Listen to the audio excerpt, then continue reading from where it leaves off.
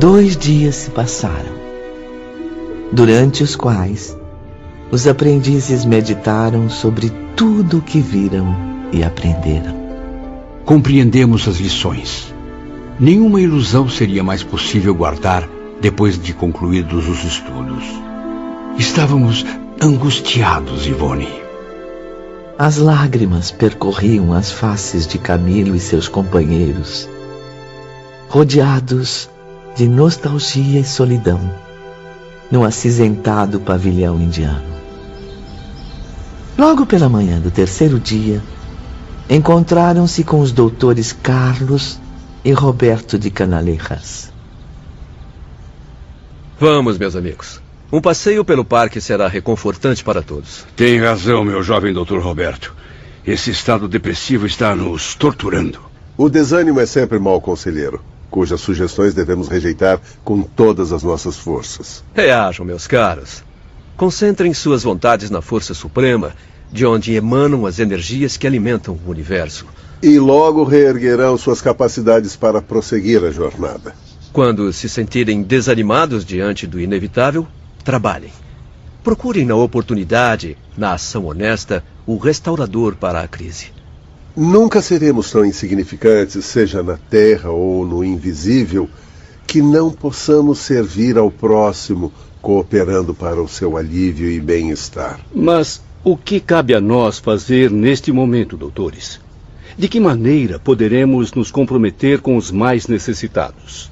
Em vez de se aprisionarem neste pavilhão, dando margem a maus pensamentos que agravarão ainda mais sua angústia, venham conosco.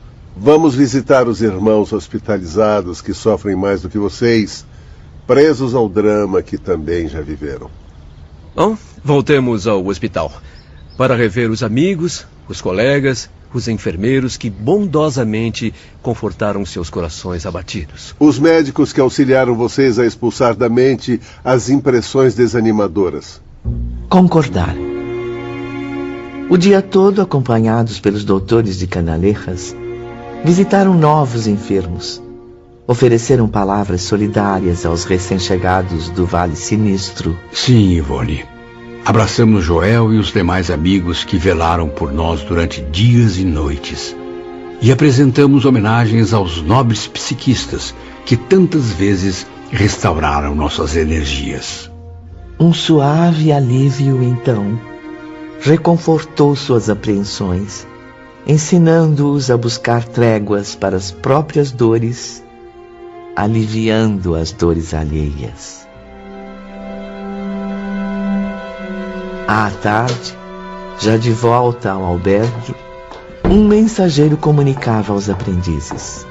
Boa tarde. Boa tarde. Boa tarde. Venho anunciar uma solicitação do irmão Teócrito. Deverão comparecer amanhã à sede da vigilância. A sede da vigilância? Mas com que objetivo? Os senhores se reunirão à caravana espiritual que partirá para a Terra. No dia imediato, logo ao amanhecer, o irmão Teócrito reunia-se com Olivier de Guzmán em seu vasto gabinete. Soube que não fará parte da caravana, irmão Teócrito. É verdade? Sim, meu caro Olivier. Tenho importantes afazeres aqui na colônia espiritual, relativos à chegada de novos internos. No entanto, estarei dignamente representado pelos meus auxiliares. Romeu e Alceste. Sem dúvida, executarão mais um belo trabalho, zelando pelos interesses dos aprendizes, enquanto se encontrarem em liberdade visitando a Terra. Porém, ambos deverão fazer isso sem serem percebidos. Não podemos privar os internos do mérito e da responsabilidade.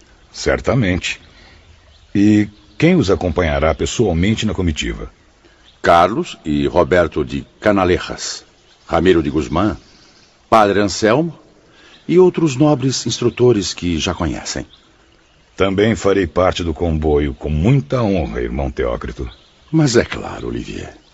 Será responsável pelas instruções que se tornarem necessárias, dependendo da conduta dos aprendizes.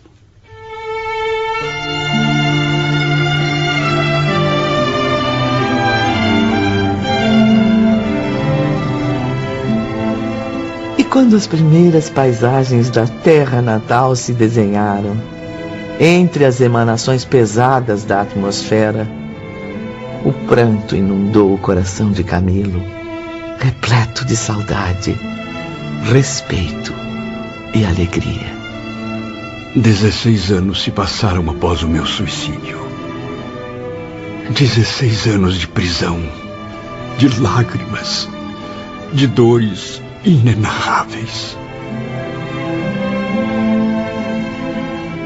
Sentado a seu lado na extensa comitiva, Padre Anselmo parecia ler os pensamentos de Camilo, reconhecendo toda a angústia que tomava seu espírito. Não fique constrangido, Camilo. É normal que esteja um tanto atordoado. Afinal, desambientou-se da própria terra natal. Está receoso de caminhar sozinho pelas saudosas ruas de Lisboa, não é? Sim, e do Porto, de Coimbra, que eu tanto amei. Sinto-me realmente constrangido e triste, mesmo estando em liberdade, Padre Anselmo. Força, Camilo. Estaremos por perto. O imenso comboio estacionou nas proximidades de Lisboa. Padre Anselmo afastou-se. Nossos instrutores e amigos retiraram-se de nossa visão, refugiando-se em locais invisíveis a nós. Deixaram os aprendizes entregues a si mesmos, mas não os abandonaram totalmente. Instintivamente, Camilo, Belarmino, João e Mário agruparam-se.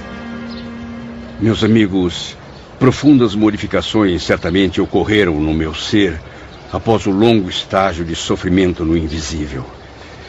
Não sentem o mesmo? Sim, Camilo. Jamais imaginei ficar tímido diante da bela Lisboa. Pois além de tímido, João, reconheço-me apavorado face a face outra vez com esta sociedade a quem amei e desprezei ao mesmo tempo. Sociedade que eu maltratei com tantas iras, mas também exaltei nas comovidas páginas de meus livros. Estranho. Lembro-me agora, nitidamente, dos infelizes momentos que antecederam ao meu suicídio. Isso me deixa um tanto arrependido por estar aqui agora. Creio que o retorno despertou nosso subconsciente, tão carinhosamente adormecido pela terapêutica do Instituto. Também recordo agora, mais do que nunca, todos os entes que amei, os que me amaram, ou pelo menos os que tinham o dever de me amar. Eu preciso rever minha família, meu único refúgio nas trevas de tantas desgraças. Não pretende procurar a sua, Camilo? Minha família? Tenho medo de reencontrá-la. Medo, meu caro? Sim, Belarmino, medo. As desilusões sofridas por Jerônimo Silveira ainda estão muito vivas em minhas recordações. Não quero ser imprudente como ele, provocar em meu espírito a mesma desilusão que viveu ao visitar seus familiares. Jerônimo é Jerônimo, eu sou eu. Eu não posso comparar-me a ele. Por isso mesmo aqui vou eu, à procura dos meus entes queridos. Quem quiser que me acompanhe. Lar. Meu bom e velho lar. Os amigos, os parentes. Que mal haverá em revê-los? Espere por mim, Mário Sobral. E o senhor, professor Belarmino? É tão corajoso quanto os nossos dois companheiros? Ou terá coragem ainda maior de abandonar aqui um amigo sozinho e receoso? Não, Camilo. Por mais que muitas vezes nossas ideias sejam contrárias, devo admitir que acabamos mesmo nos tornando verdadeiros amigos. Então por que não caminhamos juntos? Creio que compartilhamos dos mesmos receios e também das mesmas convicções neste momento. Camilo acompanhou o amigo à antiga mansão, onde Belarmino havia nascido e crescido. Onde desfrutou o convívio amoroso da família que tanto o amava. Nas grandes salas, cujos pisos ainda estavam cobertos com os velhos tapetes, o vulto de sua mãe, inconsolável, parecia mover-se alucinadamente. Parecia, Ivone. Apenas parecia. Tudo vazio. Onde estará minha saudosa mãe, da qual não recebo notícias há anos. Pelo visto, a casa não pertence mais aos de Queiroz e Souza. Belarmino, até então frio e discreto, descontrolou-se. Camilo viu o antigo professor de dialética chorar diante da lareira, de joelhos, justo no local onde antes ficava o balanço da velha senhora. Perdão, mamãe. 1000 vezes perdão. Perdoe-me pelo desgosto que provoquei em seu coração tão generoso. Por que não está mais aqui? Eu preciso tanto da sua presença, nem que seja por alguns instantes, para amenizar em meu peito a dor de tanta saudade.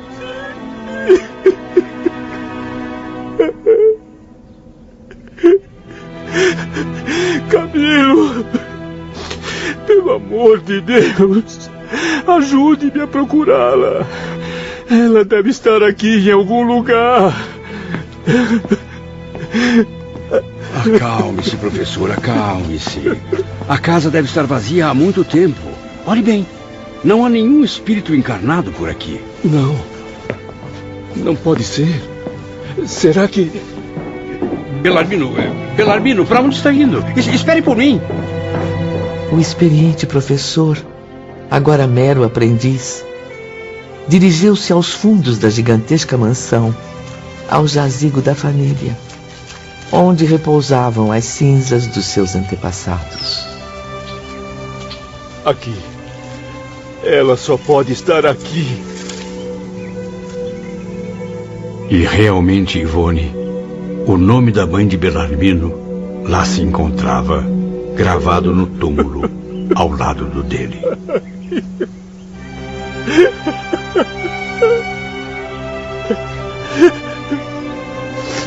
Ah, meu Deus! Por que fui causar tanto sofrimento a esta criatura iluminada? Acolhei sua alma em vosso reino, para que descanse em paz, sob o amor do Mestre de Nazaré.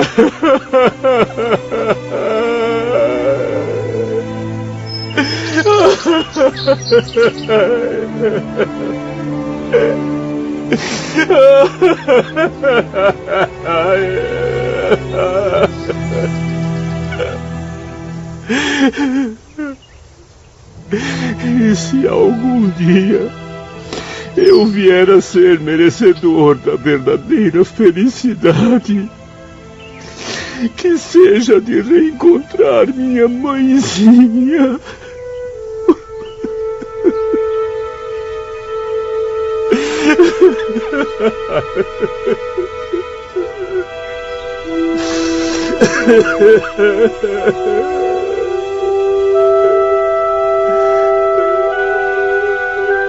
Entardecia, quando silenciosos descemos a encosta do Campo Santo.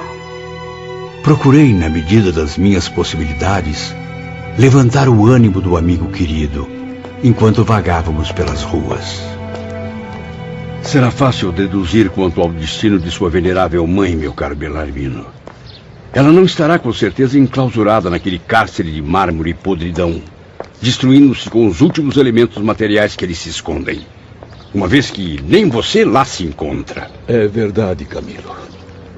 Com a graça de Deus, você está certo. Sendo nós dois portadores de personalidade eterna, ela também há de ser. E como nós, se encontrará em local apropriado à sua nova existência. Mas nunca num poço de um túmulo. Sim, eu já havia pensado nisso, Camilo. Porém, onde estará? Em que local do infinito invisível? E por que será que nunca mais, sendo eu imortal, pude encontrar minha mãe querida? Pense bem, meu amigo. Nada acontece por acaso.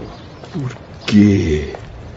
Por que não a contemplei jamais, refletida nos possantes aparelhos de nossa enfermaria em visita telepática? Será que eu a verei algum dia? Desculpe-me, Belarmino, mas sua mãe compartilhava das crenças materialistas que você ensinava, não? Certamente. Tivemos sempre as mesmas convicções. Pois como desejaria então que ela vivesse a orar por você por meio da sensibilidade de um médium? Assim, é claro. Seria mesmo uma contradição à sua ideologia.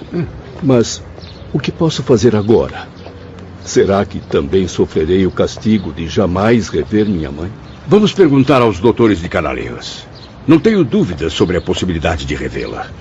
Se tudo o que nos tem envolvido desde que desencarnamos impõe-se pela justiça da lógica, a mesma lógica irá conduzi-lo a revê-la, mais cedo ou mais tarde. Sim. Perguntemos mais uma vez aos doutores. Quantas vezes já o fiz e ambos esquivaram-se de respostas decisivas. Mas onde os encontraremos agora? Não deixaram endereços. Fique calmo, Belarmino. Convém esperarmos. Em 16 anos de desgraças surpreendentes, creio que aprendi as primeiras noções de uma virtude chamada paciência. A verdade, caro Camilo, é que preferia não ter voltado a Portugal. Sinto-me intranquilo e triste. Também estou assim. Além de cansado, muito cansado. Precisamos repousar um pouco. Mas onde encontraremos abrigo? Fico inibido em buscar hospedagem em casas estranhas. Considero um desrespeito. Mas o que acha de procurarmos os velhos amigos? Também não seria conveniente, Belarmino. Não podem nos perceber, o que os torna ainda mais respeitáveis. Participar de sua intimidade como intruso seria muito indiscreto. Os dois vagaram durante horas pelas ruas da capital portuguesa. Porém, em vez de sentirem-se acolhidos, continuavam com a mesma impressão de desamparo. Que tal se repousássemos naquele orfanato? Pobres criancinhas. Creio que não somos espíritos aptos a lhes trazer boas vibrações. Não convém, meu amigo, não. Então, o que faremos? Descansaremos ao relento ou sob as sombras do cemitério? Ah, meu Deus! Não haverá ninguém que possa nos ajudar? Mas como não pensei nele antes? Fernando! Quem? Sim, Fernando de Lacerda. O médium inesquecível cujas preces tantas vezes me confortaram. Sim, Fernando. O coração boníssimo que continua incansável e piedoso como ele só, a cativar-me com suas constantes visitas mentais. Mas por acaso sabe onde ele reside, onde trabalha, os lugares que costuma frequentar? Dirigiram-se então para a casa do médium Fernando de Lacerda, que os abrigou em sua casa. Alguns dias de permanência ao lado de Fernando e seus companheiros foram suficientes para readaptar Camilo aos fatos terrenos. Sim, Ivone. Adaptei-me novamente à vida social, porém ainda muito constrangido. Sentia falta da sociedade invisível a que já me habituava. E Fernando compreendia meus sentimentos. É o momento ideal, Camilo, para seguir as recomendações do irmão Teócrito. Exatamente, Fernando. Já reuni ideias e decidi realizar um novo projeto. Mas que ótima notícia, meu irmão. Preciso, antes de tudo, voltar a esclarecer aos meus antigos amigos, colegas, editores e até aos adversários que o suicídio não conseguiu tirar a minha vida. Muito menos a sua inteligência e o seu poder de ação, meu caro. Passei a escrever, então, falando a sensitividade de Fernando. Servia-me de sua mão como uma luva que calçasse a minha própria mão. Por intermédio dela, escrevia longas cartas a amigos do passado que a morte não me fez esquecer. Noticiava com sinceridade os relatos verídicos de minha experiência no além-túmulo.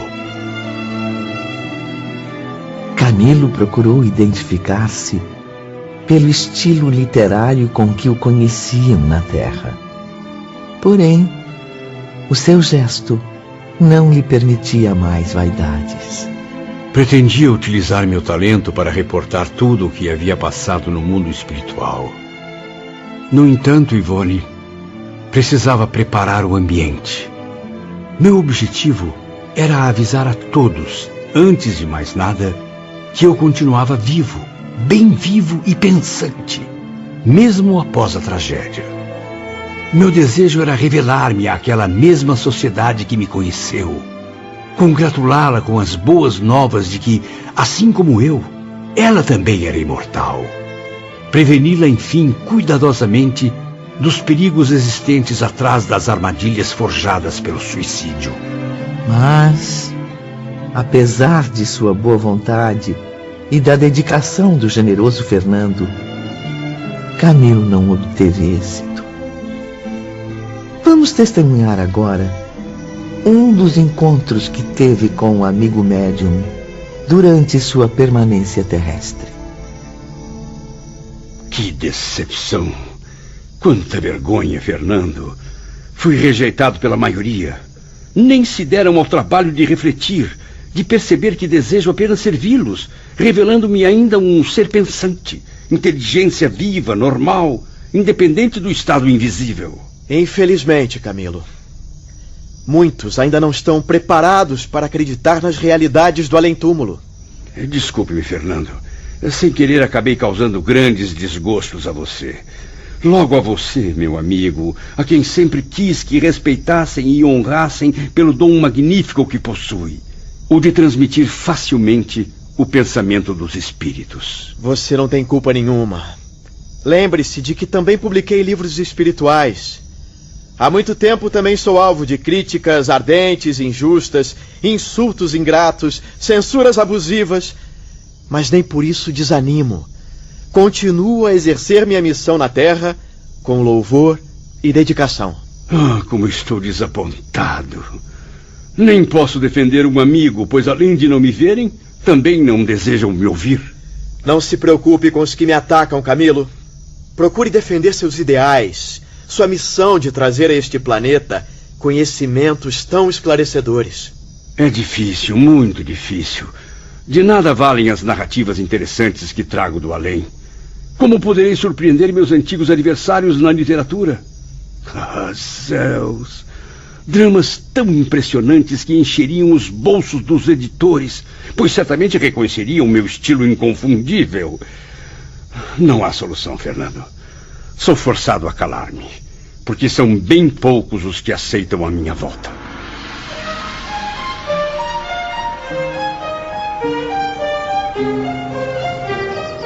Numa tarde de sol, um mês depois da chegada de Camilo a Portugal, quando os perfumes amenos dos arbustos se misturavam ao sugestivo aroma dos pomares fartos, retornei sozinho e pensativo, num gesto precipitado, à minha casa em São Miguel. Recordações dolorosas seguiam meus passos pela estrada melancólica, e o passado impunha-se pouco a pouco, sacudindo de minhas lembranças as cinzas do esquecimento, reanimando-as para torturarem novamente meu coração. O velho casarão estava abandonado.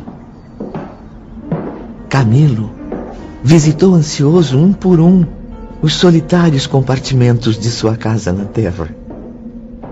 Enquanto isso, seu raciocínio era tomado de profunda amargura, empurrando-o para trás a cada lembrança daquela vida repleta de decepções. Aos poucos, sua consciência exaltada o fazia sentir, sofrer e reviver integralmente o triste passado. O insuportável convívio da intimidade doméstica que as velhas paredes testemunharam, as desarmonias constantes, o peso pavoroso dos pensamentos viciados pela insatisfação, a aflição das trevas que se confirmavam, tapando-me a luz dos olhos que cegavam. Ah, Ivone, e também a longa premeditação para o desfecho sinistro, o desespero supremo, a queda final para o abismo. Tudo surgiu novamente sob as vibrações pesadas do ambiente que presenciou os últimos dias da minha existência humana. Desorientado, Camilo entrou em desespero intenso. Perdeu o controle, com a consciência dominada pelas torturas do passado.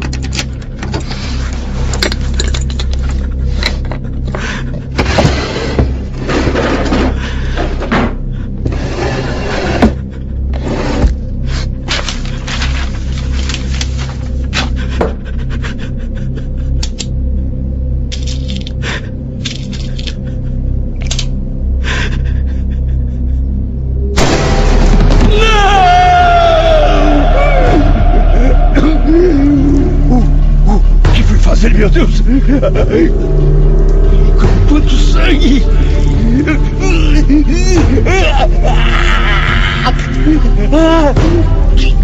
Que dor insuportável! Socorro! Onde estão todos? Ana, venha me ajudar! Estou morrendo!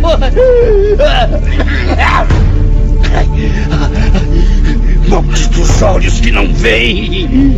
Maldita visão que não me serve mais!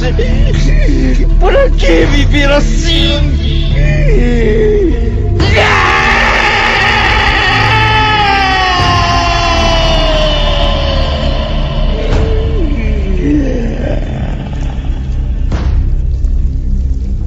Perdão, meu pai.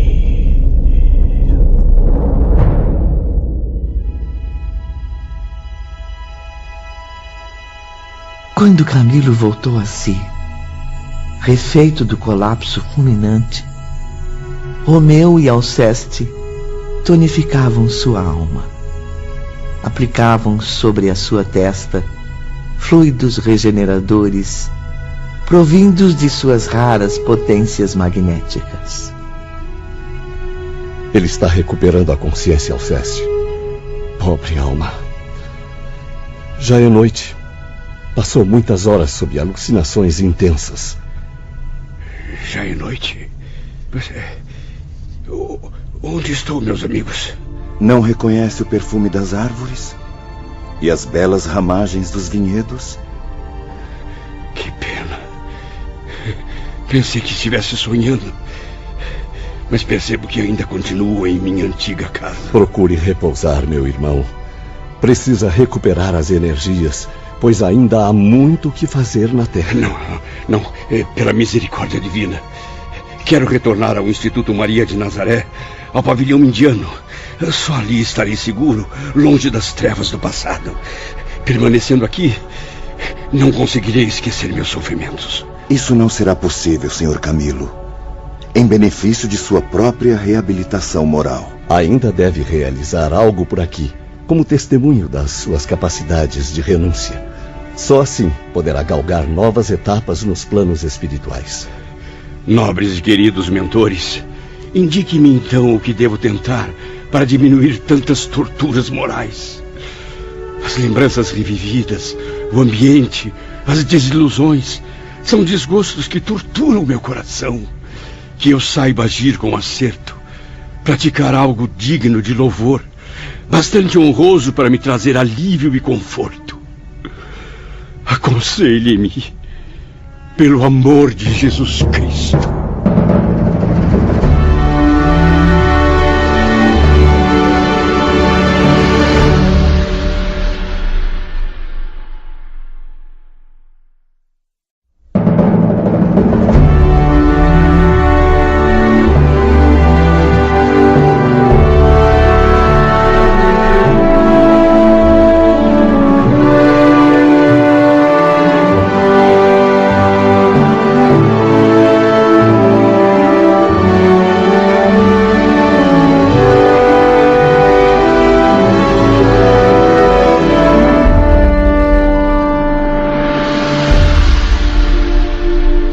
Depois das súplicas de Camilo, as imagens formosas de Romeu e Alceste desfaziam-se aos poucos, enquanto respondiam a ele com uma pergunta. Quais foram as advertências do Dr. Roberto ao seu grupo, Camilo? O que ele disse aos senhores, na véspera da descida para a Terra? Sim. Lembro. Roberto disse-nos para aliviar nosso sofrimento, levando auxílio a sofredores em situações mais críticas. E que nos reanimássemos ao contato dos bons e sinceros amigos, cujos corações fossem fortes o bastante para aquecer o frio do nosso desânimo. Então faça isso. Siga os conselhos de Roberto.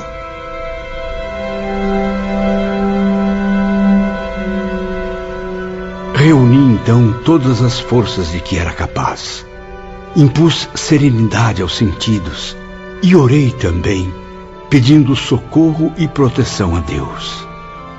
A solidão me deixava aterrorizado, Ivone. Contemplei o casarão sinistro, revivendo emoções abomináveis. Meu desejo era apenas afastar-me, mas afastar-me para muito longe, onde fosse possível esquecer a tragédia do meu próprio suicídio. Camilo então apertou os passos para escapar, e ao transpor as portas do antigo lar, uma compensadora surpresa o aguardava. Ramiro de Guzmán, Roberto de Canaleiras, louvado seja Deus! Venha conosco, meu amigo. Convém retornar ao domicílio do médium Fernando de Lacerda. Novamente no lar do médium que lhe oferecia abrigo, Camilo reencontrou Belarmino de Queiroz. Seguindo os impulsos positivos e os conselhos inesquecíveis dos seus instrutores, tomaram então uma decisão. Organizaremos uma espécie de associação de classe. Precisamos entrar em contato com o Mário, João e outros aprendizes que possam ter a mesma disposição, Fernando. É uma ótima ideia, Camilo.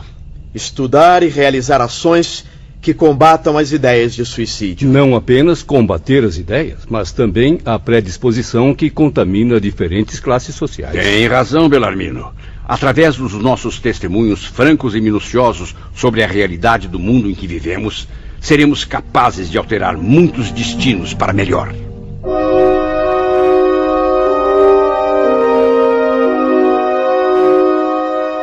Alguns meses se passaram e o empreendimento encontrou diversos obstáculos. Além disso, muitos dos aprendizes não foram encontrados ou não quiseram participar, como ocorreu com Mário e João. Não fossem os eficientes socorros da Legião que nos inspirava, certamente não alcançaríamos nenhum resultado satisfatório. O objetivo no início era promover relações amistosas e sérias, conversas interessantes, notícias úteis para todo o gênero humano. Mas, acima de tudo, tendíamos a advertir os homens do perigo desconhecido que o suicídio representa. Foram raros, porém, aqueles que consentiram em aceitar nossa sincera amizade. E assim mesmo, Camilo, quase todos estranhos para vocês, indivíduos que viviam fora de Portugal. O que nos deixou profundamente decepcionados, minha amiga. Após grandes esforços para criarem oportunidades, depois de consecutivos dias de experiências exaustivas na Terra... A situação é triste, meus amigos. Já descobrimos diversos médiums aqui e ali, mas até agora, nada. Não suporto mais ser espezinhado. Como ousam duvidar da minha qualidade literária? Dizer que meus versos de agora não são tão puros quanto os habituais. Alguns colegas médiums até estão bem intencionados, Camilo, com boa vontade para ouvi-lo. Porém, infelizmente representam a minoria. Acabam sendo induzidos pela impiedosa comitiva que geralmente os cerca. Fernando bem o disse. Essa comitiva de arrogantes nega-se a nos dar crédito, Camilo. Somos repelidos rispidamente. Jamais imaginei passar por tamanho vexame. Críticas, zombarias, ofensas, só isso que recebemos. Bando de mal-educados. Tratam-nos como vagabundos. Já fui chamado até de mistificador e mal intencionado. Já tentamos, por diversas vezes, narrar as surpreendentes aventuras causadas pelo suicídio ou descrever a vida do além-túmulo, mas sempre desviam as atenções dos assuntos sérios. Compreendo sua indignação, meus amigos. Muitos médiuns ainda preferem tratar de banalidades e questões medíocres, o que também me causa enorme decepção. Deus do céu, o tempo corre e nada registramos de bom e meritório no severo livro da consciência. Tive uma ideia que talvez possa mudar completamente o destino desse projeto. Pois então, diga logo, Fernando. Suas ideias serão sempre bem-vindas. Após vários meses de inverno, o dia amanheceu claro e ensolarado em Lisboa, não notaram? Vamos dar um passeio pelos jardins da cidade, que apesar de nos causar tantas decepções, ainda continua bela e acolhedora. Conversaremos sobre a ideia no caminho. O sol brilhava, como há muito não acontecia nas proximidades da capital portuguesa. Camilo, Belarmino e Fernando caminhavam entre as frondosas macieiras e a sugestão do médium era muito bem recebida. Brasil! Mas é claro! Como não pensamos nisso antes? Como sabem, é um país irmão que acolherá de bom grado as ações que planejam executar. Certamente haverá muito menos preconceito do que em nossa pátria. Sim.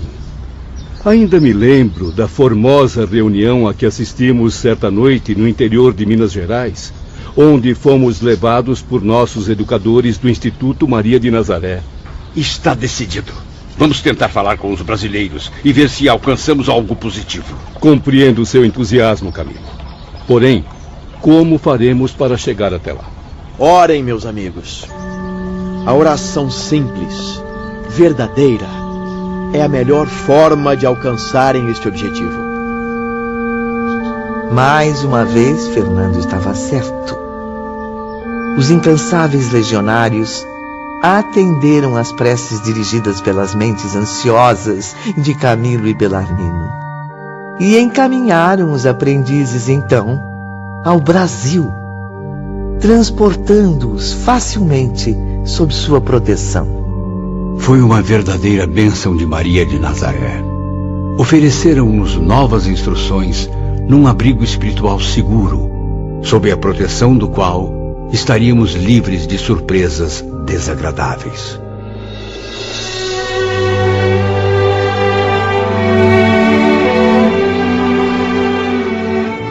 Já em terras brasileiras, iniciaram então uma luta árdua e exaustiva.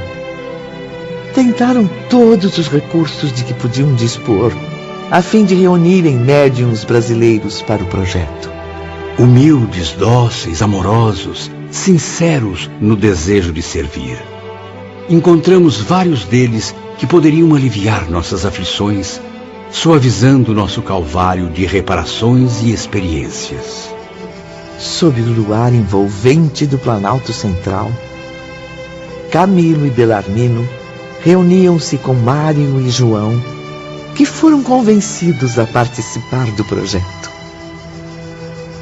Creio que poderemos contar com médiuns muito caridosos, meus amigos. Utilizar suas faculdades para os trabalhos literários. Mas a tortura do idioma, isso vai tornar difícil a nossa tarefa. Tem razão, Mário. E por que, Camilo, os homens não se entendem num idioma que se torne universal, que tanto a nós espíritos quanto a eles conceda possibilidades brilhantes?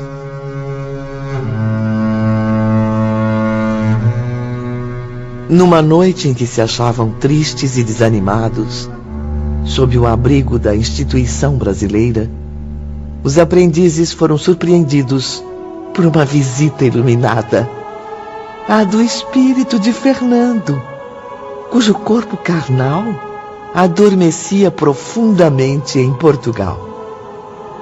O jovem doutor Roberto também fazia companhia aos desolados aprendizes.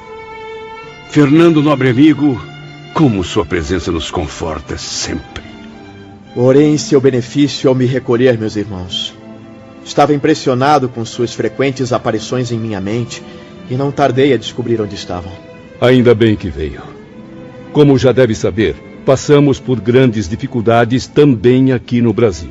Procurem orar com mais frequência, criando meios de comunicação mais diretos com nossos mentores espirituais.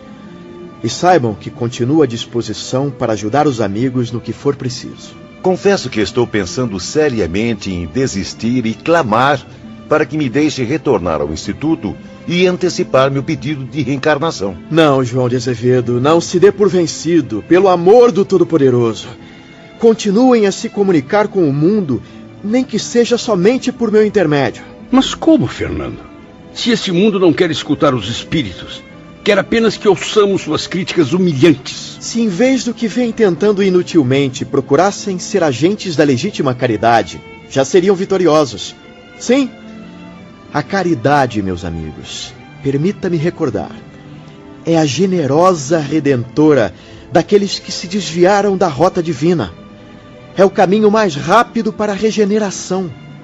Por isso mesmo, o sábio mestre da Galileia ofereceu-a como ensinamento supremo à humanidade. Reparando o ato brutal que cometeram, poderão praticá-la, servindo a sua e a causa alheia ao mesmo tempo.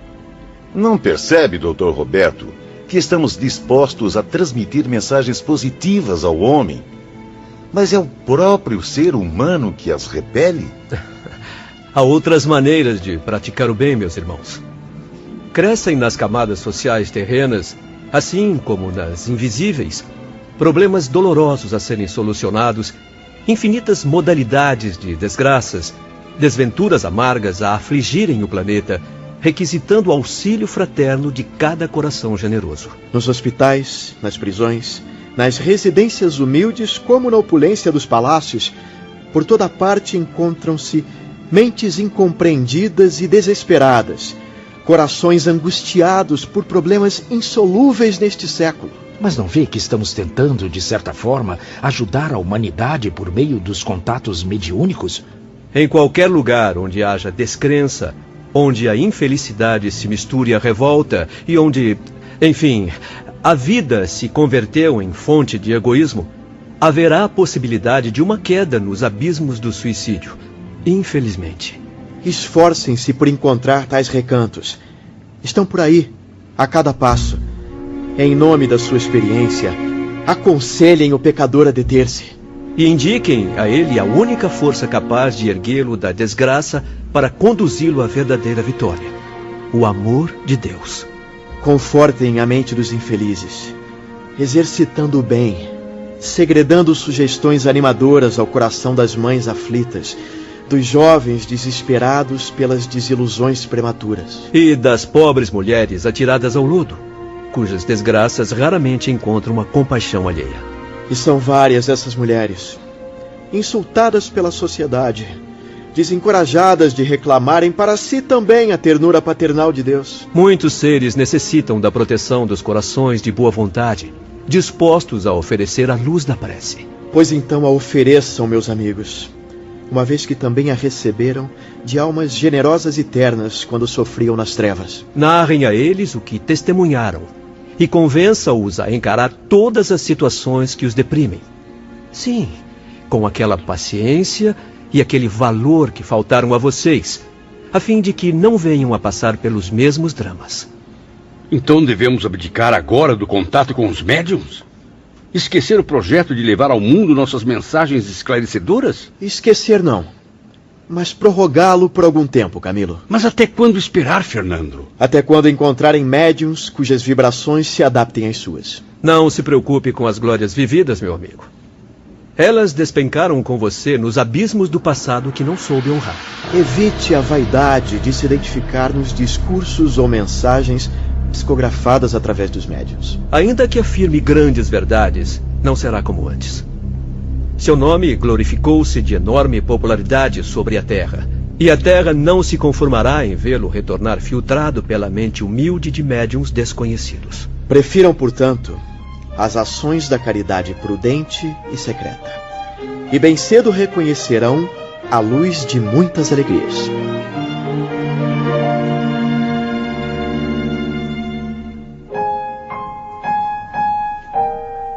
Os espíritos aprendizes ouviram a tudo com profundo interesse. Fernando, mesmo falando através do corpo astral, parecia inspirado por alguém muito especial do Instituto Maria de Nazaré. Está certa, Ivone. Reconhecemos mesmo por várias vezes, em suas palavras vigorosas, as